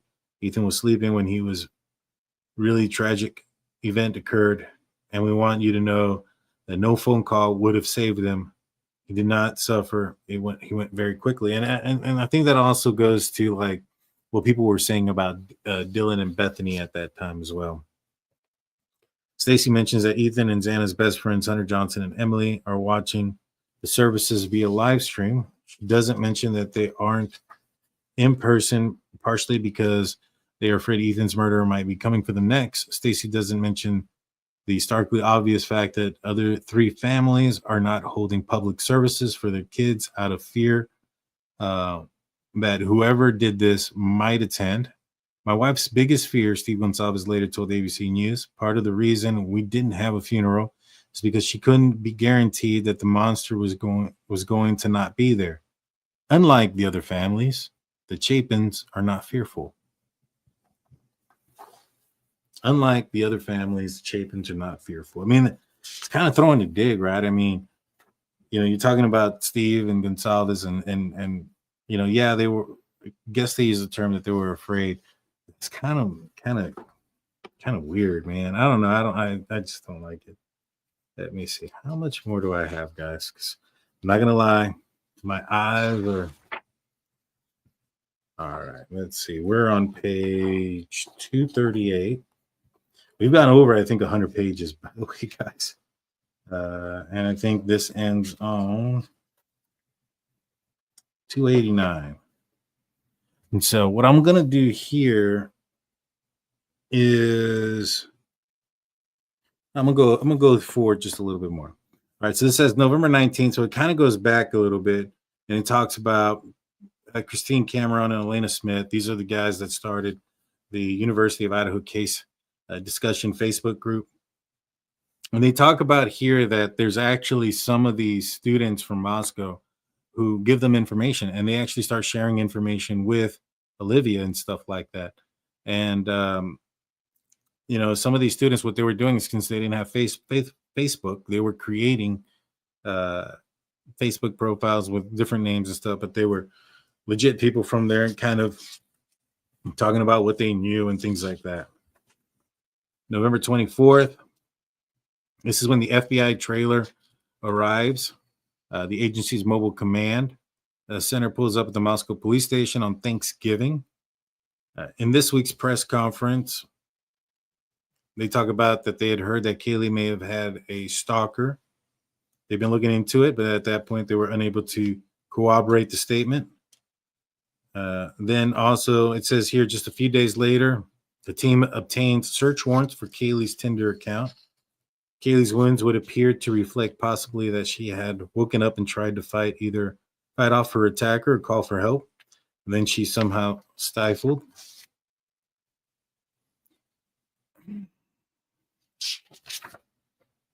Broadly, this will make its way into the public conscience courtesy of Steve Goncalves, who cites the coroner and blames the police for not sharing more details. But the public certainly does not know that 2 days ago, the forensic team sent the sample of the DNA they found on the knife sheath to Othram, a DNA sequencing and genetics lab in Texas. Investigators also sent off 103. See, why do you have to throw in Steve and Steve is over here complaining that they don't know anything? One of the things, and Fry goes in here a little bit later, kind of complains about Steve and says that they don't want to share information with him because they're afraid of what he's going to say. The problem is the fact that you didn't share anything with him is why he was talking, right? Again, Monday morning quarterbacking, but, perhaps if you shared a little bit more of the information you had, and maybe there really truly wasn't that much information, but maybe that's something you could have been open and honest with him. I mean, I know you don't want to jeopardize your investigation and stuff like that, but you have a man that's hurting and a family and multiple families that are hurting, that are wanting to know that you guys are doing something. And I know this isn't the only family that complains about this. There's been multiple families across the United States who have complained that they don't get enough information. Maybe law enforcement should relax a little bit on that. Now, I do know they want to keep certain things close to the vest because there's false confessions and things of that nature, but when you have a situation sometimes where you have nowhere to look. I mean, the other guy mentioned in the book, that he goes in, optimistic and leaves dejected because there's nothing. They ain't got nothing. You know what I mean? And so, I think even the book says when you don't get out in front of some of these things and some of these narratives and give out the information, that leaves the door open for false narratives and people to attack and attach to false narratives. So, again, it's Monday morning quarterback, and I understand what it is, but, it's kind of weird. Investigators have also sent 103 pieces of evidence, including fingernail clippings, footprints, to the local labs. There's one critical development in the case the chief doesn't want to share with the media. The team is monitoring CCTV cameras, is homing in on a white car seen driving several passes by the King Road house between 329 and 404, doing a 3-point turn and then taking off at a high rated speed. It says here yesterday that the FBI vehicle specialist, Better Shot, identified the vehicle as not a Sentra, but as a 2011 or 13 Elantra.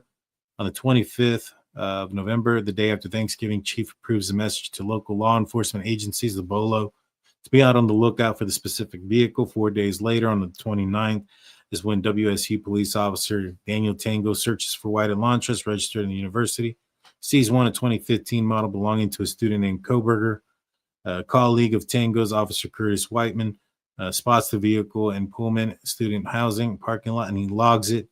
Since this car appears to be a model from a wrong year, the Pullman cops don't pass this up the food chain to Moscow. They don't yet know the FBI vehicle specialist has in fact now conveyed his agency that it's possible, given the shape of the fog lights and the reflectors and the available images, that they should extend the date range to as late as 2016. Problem is too that, that was like on the 29th. On the 7th, the BOLO and all the way until Bryan Kohberger was arrested, never updated from a 2013 to 16. So, but if I was them, I'd just say, well, we didn't want to change it because at that time we already knew and we got his name and we didn't want to tip him off, something of that nature. And then this is when it talks about Thompson interviewing with Brian Enton. And he says that targeted perhaps may not have been the right word to use. The investigators believe that whoever did this was still at large and was specifically looking at the King Road residence, but they could not tell and say who might have been the target. Thompson spoke to Morgan Romero and gave a different explanation. He said that one of the victims was definitely the target, although he did not specify which one. Then hours later, Thompson wrote a letter to Romero walking that back. She tweeted a quote from it. Investigators do not believe the murders were random, that they cannot unequivocally state the residents or the occupants were more specifically targeted. I apologize for any confusion.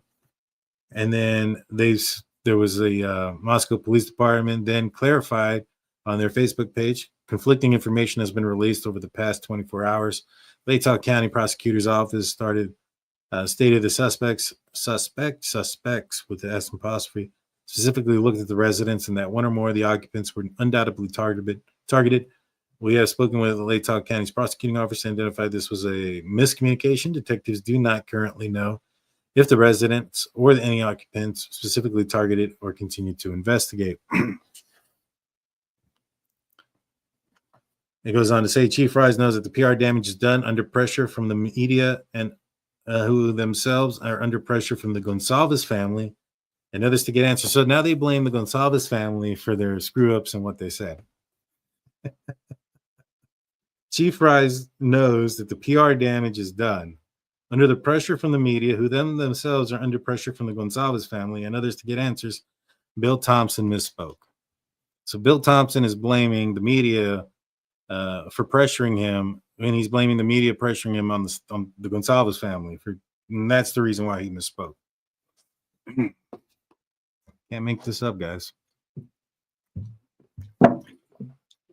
You guys tell me, maybe I'm reading this wrong, but do you guys see something here like, I don't know, some sort of, I don't know, doesn't seem like they're, I don't know, just seems weird.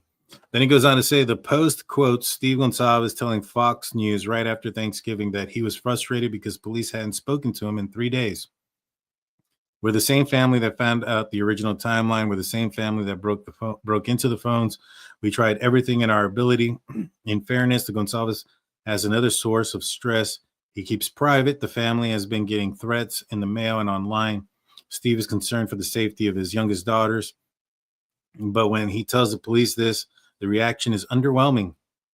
Tell them to be aware of their surroundings is an unsatisfactory response. When Evan Ellis interviews the chief amidst all of this, Fry blows off a bit of steam. He tells Ellis that he's discovered the national media disappointing and is focused only on the story and the money. But for him, it's not about those things. It's about the lives of 4 human lives and the families. He doesn't tell Ellis, or at least not on the record, what he thinks privately. He has tremendous sympathy for the Goncalves family, but he wishes they would say less to the media and makes police less inclined to share developments with them. Because the one thing that that would ruin the investigation is for someone to know too much about it and talk about it on TV. But again, I think you're missing the point there, Chief. I think that the reason why they were willing to talk is just because of that. They're the ones that were getting all this information out there. They're the ones that got these information right. They're the ones that corrected the narrative when it came to the timeline. And you still refrain from telling them anything. And in fact, because it was them that had to correct the things that you were pointing out that were false, which continued. I mean, should we talk about the 2:47 time frame when you say that Bryan Kohberger's phone turned off and it actually was 2:54? You know, these little time things that you got were inaccurate all the way around, and they're the ones that fixed it, and yet you still wouldn't fix it, so they had to go to the public, and they had to put it out there so that it could be fixed. That way people would be looking for stuff. Just kind of like they mentioned just a few minutes ago in this book, how the Pullman Police Department didn't throw up the chain of command about the launcher because it was the wrong year. People might stop looking at their damn videos and stuff like that they put out there at the wrong time because you put out the wrong time, sir. You know, those things exist. You know, you weren't being accurate. Those inaccuracies could have turned into mishaps, just like the mishap with the 2011 and 13 Elantra. Just pointing that out. You know, I don't understand why I understand the frustrations. You want to keep things quiet. You want to keep things silent. But my man, this was 2022. Everything is out there. People want information. And at the end of the day, you didn't have anything other than the knife sheath and the DNA on it at that time. You had the wrong year on the vehicle. And instead of going to them for help, I mean, you know what? I mean, I'll be honest. I'll tell you guys what happened here recently. They lost the DoorDash driver. They couldn't find her. She gotten evicted and had some problems, right? You know how I put it out there that I wanted to get in contact with her? Well, this is because they couldn't find her. And so they couldn't get in touch with her. I got them in touch with her. Through my channels, and I don't know if she wants it out there, she can put it out there. But one of our close friends and mods actually reached out to her and made contact and was able to get them in touch and get that whole situation taken care of. Right. Steve reached out to me and asked me if I could, if I still had my connection to the DoorDash driver. All right. So Steve still helped them out, got that information to them. When he found out that they couldn't find the dang DoorDash driver, Steve put it out there through me and through our friend Armand. We were able to get in touch with her and get that all rectified. And so it's just kind of maybe if you went to them a little bit more and it wouldn't have to be so public, you know what I mean? Like that didn't have that never came out until now. That didn't come out till now. Unless you watch I did a show with Wandering Wolf Productions on the pyramids. I actually broke it there. I talked about there because he was talking about how archaeologists look down upon the YouTube archaeologists and stuff like that. And I was like, oh man, law enforcement, they do the same thing with us. So does mainstream media, they don't want to ask for help or anything because they, I don't know. All right, let's see. Which more do I got? Ooh. All right. So November 29th, this goes back to Alina Smith and Christine Cameron. They start talking about Papa Roger. Goes on to say Christine Googles Papa Roger and sees that there's a clue that the person's real identity that pops up in the search is the incel martyr Elliot Roger. So I guess back then when you searched up Papa Roger, that's what came out. One of the reasons that are particularly sensitive of the content. Oh, so this goes on here say that the Alina and Christine, they ran this Facebook group and they were particularly sensitive about the content of things that came out because Olivia Goncalves was on there. They struck a friendship and they began, phone calls and things of that nature. Apparently, at one point, there was a bump in the road when Christine asked Olivia to participate in a Vice documentary about the Facebook page founders. Olivia said no bluntly, but Olivia and Elena continued to talk. The next chapter, they talk about the vigil and how they moved it indoors, and that was so that they could keep an eye on things. That if they had it on outdoors, there was no way they were going to be able to determine everybody that was there and or get eyes on people, and something could happen, like a shooter or something. And they talk about how they dressed. All the FBI agents decided to dress like teenagers, but they ended up looking like lumberjacks because they all ended up in plaid shirts, jeans, and boots. December 2nd talks about Xana's memorial service. It says here that Hunter Johnson and Emily are back and that there's a lot of people there. Dylan is there, but Bethany isn't. Emily doesn't recognize Xana's mother, Kara Northington. Why would she? Kara is there out on bail. And then it says in parentheses, she'll be rearrested when she fails to report to court afterwards. Like, what does that have to do with anything? Like, what is that? I don't understand why you have to throw her down too. That just makes no sense to me.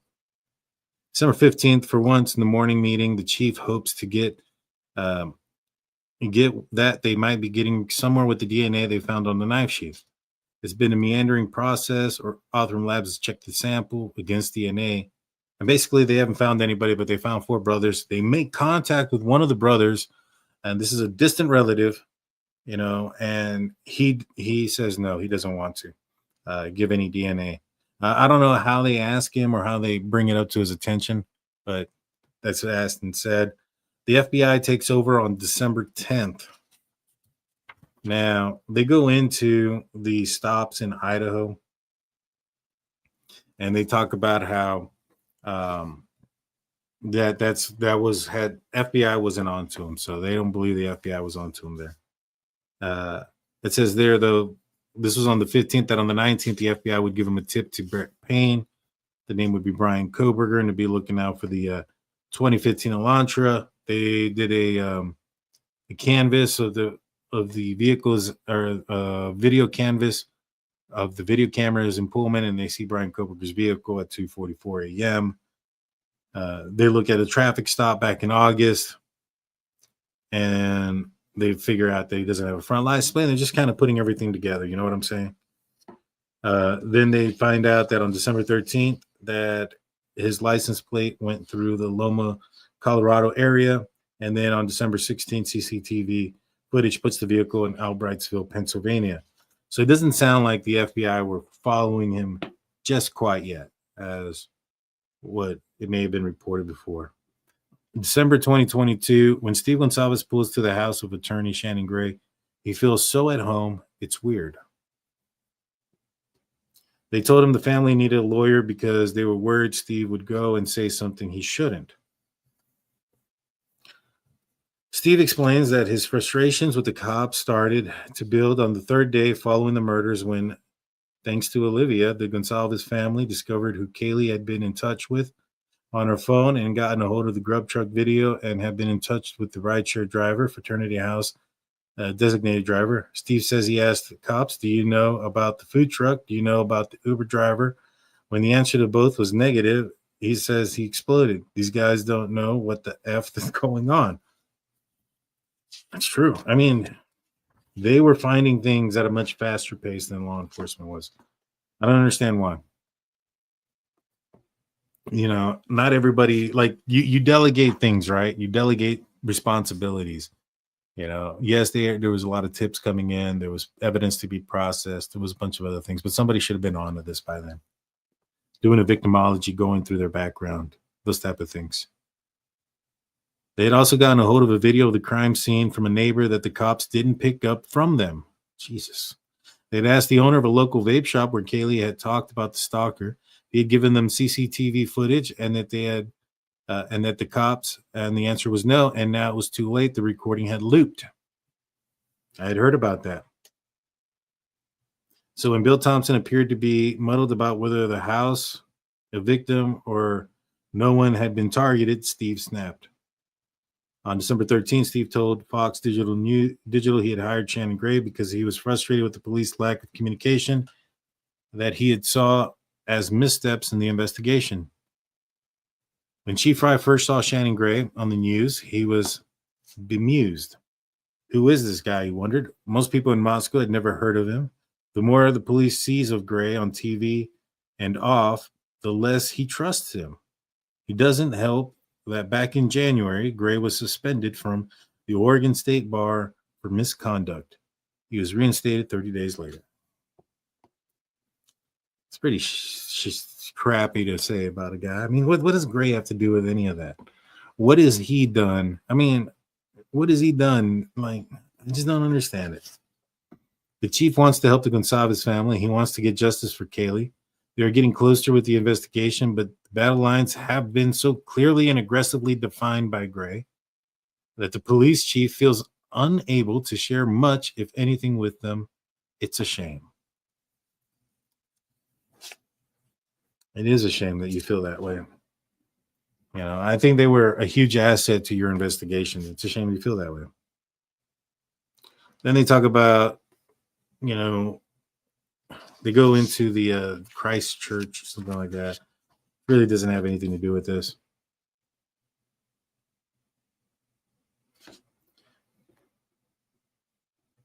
And then it also goes back into Papa Rogers a little bit after that.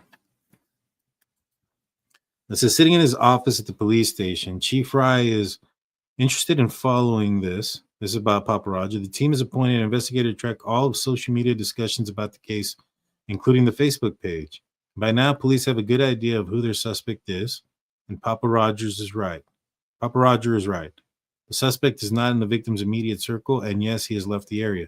The question for investigators is why is Papa Roger right? It becomes is it because he knows the suspect, or is it because he is a suspect? So it sounds like they were kind of on Papa Roger as Bryan Kohberger, or as being potentially the killer. I don't know. I'm. It's like when I was in law enforcement, it was a long time ago. So Facebook, I think, was barely becoming a thing, and so social media and stuff like that, and how those things work are well after my time. December 19, 2022. It's the evening when Brent Payne gets to a phone call from FBI suggesting that Bryan Kohberger might be worth looking into. And remember, guys, when I broke it down, I think the title of the show was December 19th was a bad day for Bryan Kohberger or something like that. And I brought up the videos of the chief of police, Chief Fry.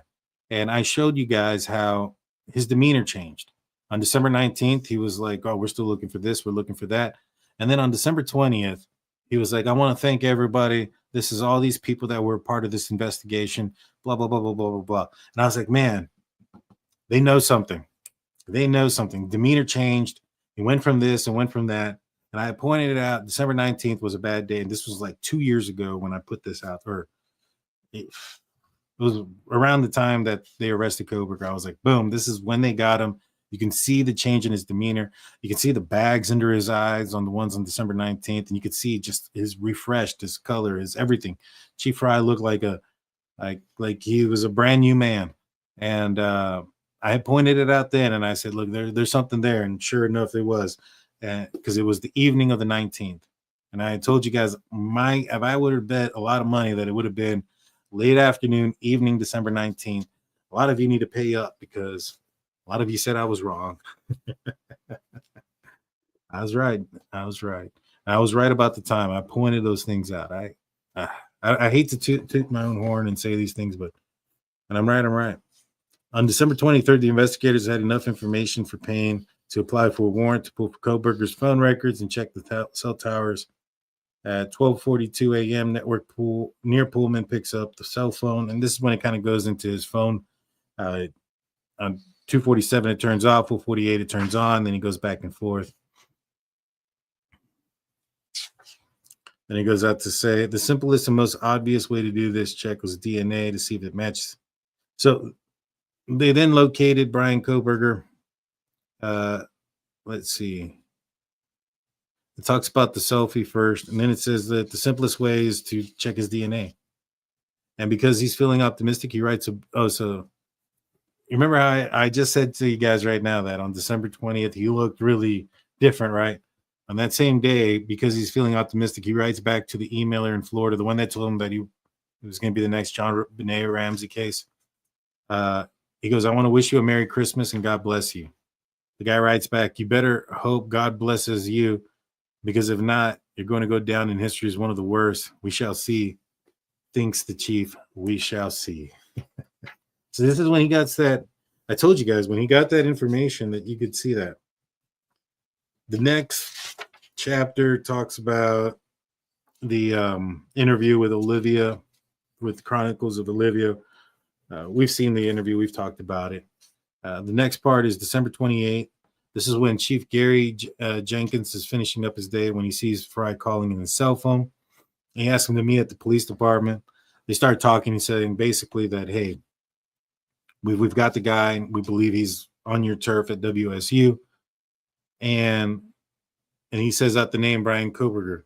The Chief Jenkins says, I know that name. He seems astonished on their faces. I think I interviewed him for internship as when I was a Pullman chief.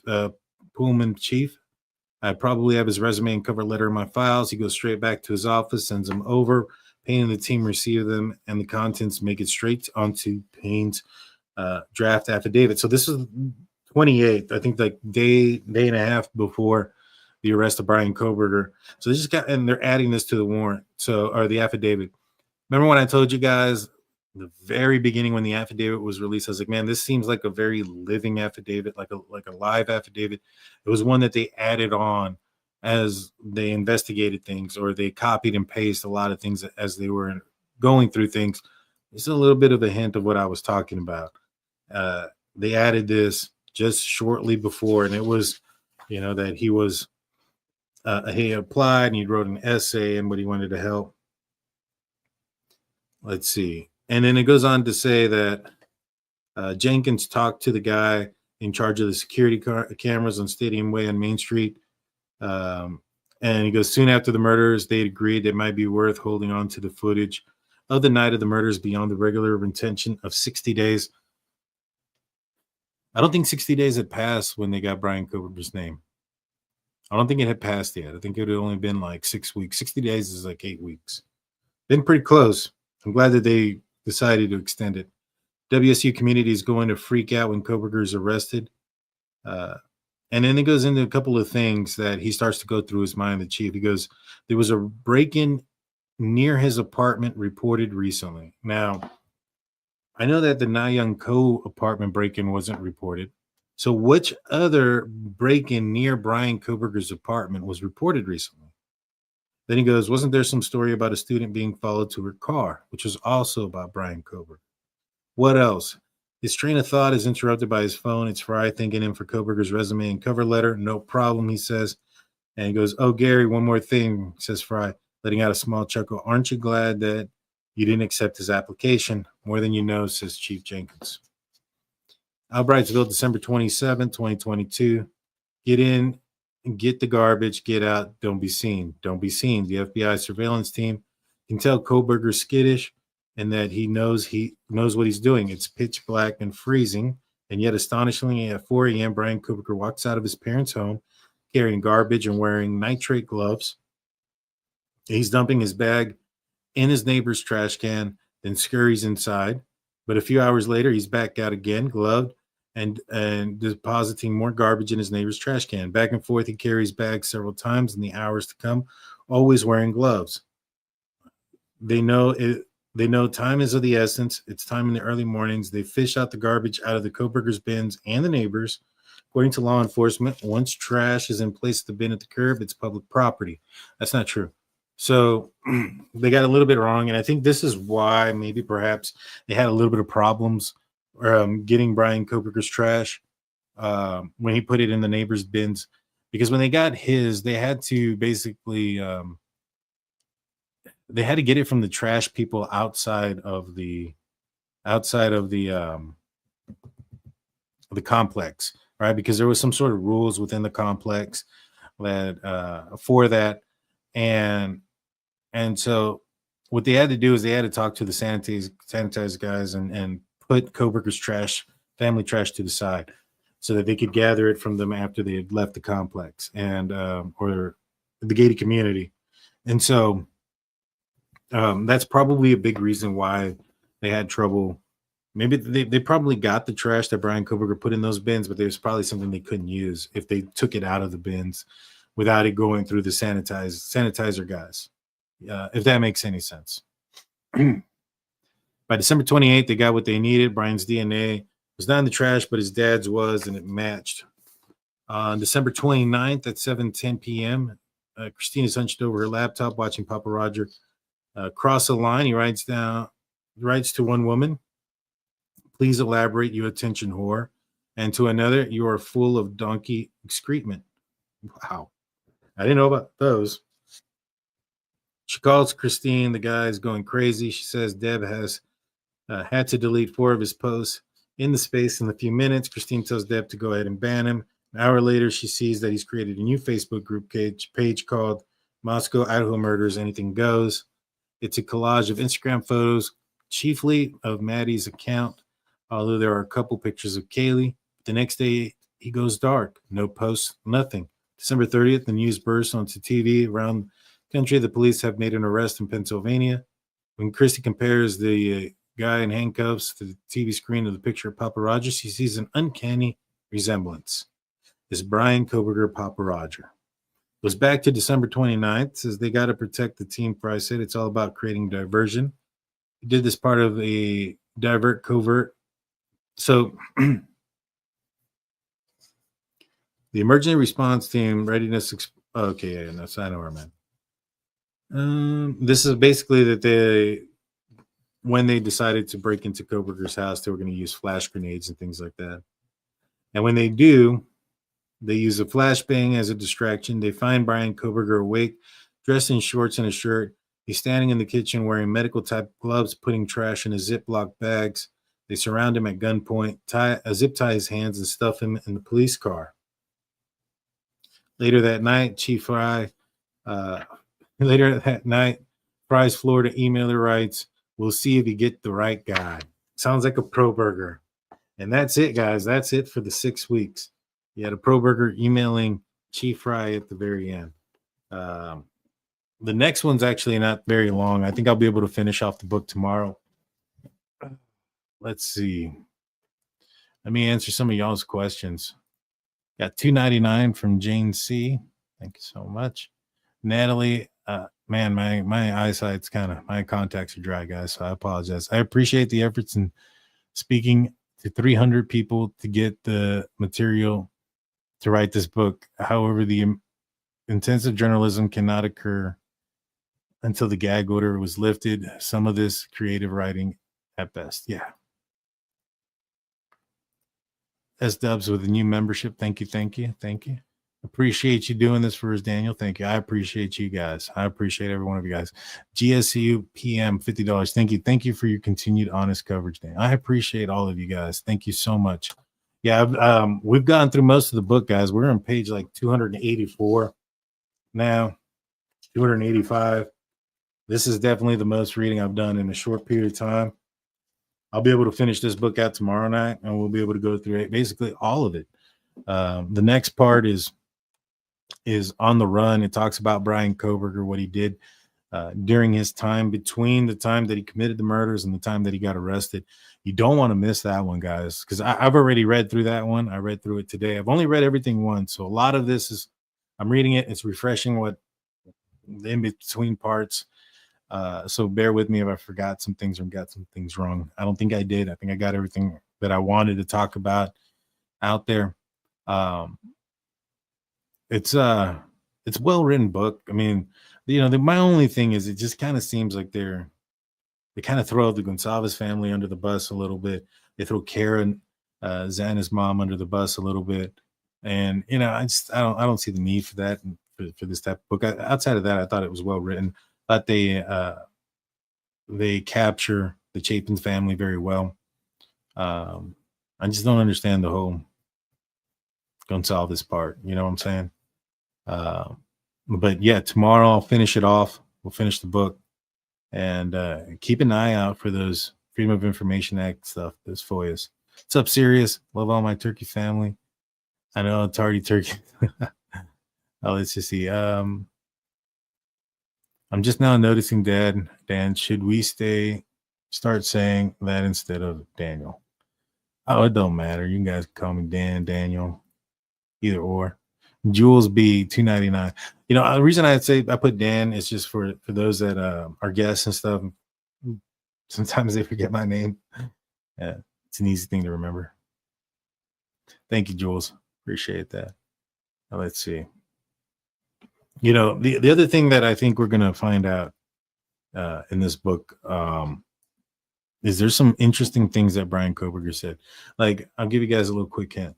Like, when he goes and gets his license plates at the Washington, the D. Man, I'm losing everything right now. At the Department of Transportation, he goes and gets his license plates from Washington.